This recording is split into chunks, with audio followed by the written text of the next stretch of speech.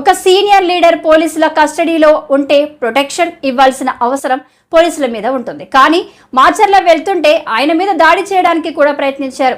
ఇలాంటి ఘటనలు ఇంతవరకు ఎప్పుడు చూడలేదు. కాసు మహేష్ రెడ్డి మాజీ ఎమ్మెల్యే. గత 2-3 వారాల నుంచి తెలుగుదేశం ప్రభుత్వం ఏర్పడి నుంచి పల్నాడులో మాచర్ల మాజీ శాసనసభ్యులు పిన్నెల్లి రామకృష్ణారెడ్డి గారిని అరెస్ట్ చేయాలి, ఎలాగన్నా అరెస్ట్ చేయాలి, అసలు దాని కొరకే తెలుగుదేశం పార్టీ అధికారంలోకి వచ్చింది అన్నట్టు పల్నాడులో ప్రవర్తించడం, మరీ ముఖ్యంగా మాచర్లలో. ఎట్టకేలకు నిన్న రాత్రి తెలుగుదేశం ప్రభుత్వం లేడు వాళ్ళ ప్రభుత్వానికి సంబంధించిన పోలీసులు అరెస్ట్ చేయటం, అరెస్ట్ చేసిన తర్వాత కూడా ఒక సీనియర్ లీడర్ రామకృష్ణారెడ్డి గారు పోలీస్ ఆధీనంలో ఉంటే, కస్టడీలో ఉంటే ప్రొటెక్షన్ ఇవ్వాల్సిన బాధ్యత పోలీసుల మీద ఉంటుంది. కానీ మాచర్ల పోతుంటే అక్కడ దాడి చేయడానికి కూడా ప్రయత్నించి అందరం చూస్తున్నాం. ఇప్పటి వరకు ఎక్కడా ఇటువంటి ఘటన మేము చూడలా. గడిచిన 20-30 సంవత్సరాల్లో పోలీసులు అరెస్ట్ చేస్తారు, కోర్టులో హాజరు పెడతారు, బెయిల్ ఇస్తారా ఇవ్వరా అది కోర్టు యొక్క విచక్షణ. కానీ పోయే ముందు అక్కడ తెలుగుదేశం నాయకులు రావటం, హేళన చేయటం, దాడి చేయడానికి ప్రయత్నించటం, చివరికి రామకృష్ణారెడ్డి గుద్దాడని దాని మీద మళ్ళీ రాతలు రాయిపీయటం, ఇది ఎంతవరకు సమంజసమో ఈరోజు ఆంధ్ర రాష్ట్ర ప్రజలనే కోరుకుంటున్నాం.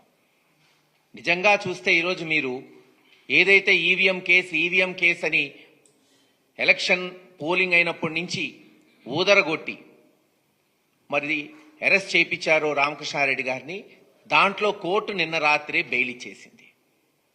ఎస్, బెయిల్ ఆయన హక్కు కాబట్టి వెంటనే రావటం జరిగింది. కానీ ఏదైతే అక్రమ కేసులు ఉన్నాయో, కారంపూడిలో సిఐ మీద ఒత్తిడి తెచ్చి బుక్ చేసిన కేసు కావచ్చు, లేదు మరొక నాయకుడు పాల్వాయి గేట్లో తెలుగుదేశం నాయకుడు బుక్ చేసిన కేసుల్లోనే ఈరోజు కక్షపూరితంగా రామకృష్ణారెడ్డి గారిని జైల్లో పెట్టడం జరిగింది. చట్టపరంగా మేము పోరాటం చేస్తాం, చట్టపరంగానే ముందుకు పోతాం. తప్పకుండా మా నాయకుడు మళ్ళీ బయటకు వస్తాడు. అందరం కలిసి జగన్మోహన్ రెడ్డి గారి నాయకత్వంలో మళ్ళీ ఎటువంటి సంఘటనలైనా సరే ఎదుర్కొని పల్నాడు ప్రాంతంలో ఏదైతే గడిచిన 5 సంవత్సరాల్లో అభివృద్ధి చేశామో వాటిని నిరూపించుకుంటూ ముందుకు పోయి పార్టీని నిలబెట్టుకుంటాం. కార్యకర్తలకి, నాయకులకి అండగా నిలబడతాం. మా నాయకుడు ఇచ్చిన ఆదేశాలతో తెలియచేస్తున్నాం.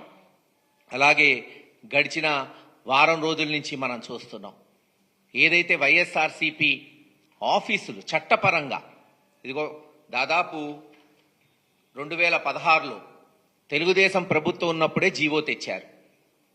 ఏ పార్టీ అయినా, నేషనల్ పార్టీకి, స్టేట్ రీజనల్ పార్టీలకి, అసెంబ్లీలో బలం ఉన్న పార్టీలకి ఇదిగో ఈ రకంగా అలాట్ చేయొచ్చు. వాళ్ళు ఇచ్చిన జీవో ప్రకారమే ల్యాండ్స్ అలాట్ చేసి కట్టుబడులు చేసుకుంటే ఈ రోజున 1-2 ఇరగొడుతున్నారు. కొన్నిటి మీదకి తెలుగుదేశం నాయకులు, మంత్రులు, అధికారంలో ఉన్న వాళ్ళు, ఎమ్మెల్యేలు కొంతమంది వైఎస్ఆర్సీపీ ఆఫీసులోకి వచ్చి వాళ్ళు ఇష్టం వచ్చినట్టు ప్రెస్ మీట్లు పెట్టడం, ఇది ఎంతవరకు సమంజసం? ఒక కొత్త సాంప్రదాయానికి మీరు తెరలేపుతున్నారు. ఈరోజు మాకు జరిగింది రేపు మీకు జరగచ్చు. ఎవరి ఆఫీసు వాళ్ళకు ఉంటుంది. ఎస్, మేము చట్టపరంగా అలాట్ చేశామా లేదా దాన్ని చూడండి. ఓకే, మీకేమైనా అభ్యంతరాలు ఉంటే మీరు లేవనెత్తండి. ప్రభుత్వంలో మీరున్నారు, తెలుగుదేశం నాయకులు ఉన్నారు, ఈరోజు తెలుగుదేశం ప్రభుత్వం ఉంది. మా అలాట్మెంట్ కరెక్టా కాదా, చట్టపరంగా చేశామా లేదా లేవనెత్తండి. మేము అన్నిటికీ సమాధానం చెప్పడానికి రెడీగా ఉన్నాం. అంతేగాని తెలుగుదేశం నాయకులు వచ్చి మా ఆఫీసుల్లో ప్రెస్ మీట్లు పెట్టడం, ఆఫీసులు ఆక్రమించుకుంటామని స్టేట్మెంట్లు ఇవ్వటం ఎటు దారి తీసిద్దో మీకే వదిలేస్తున్నాం.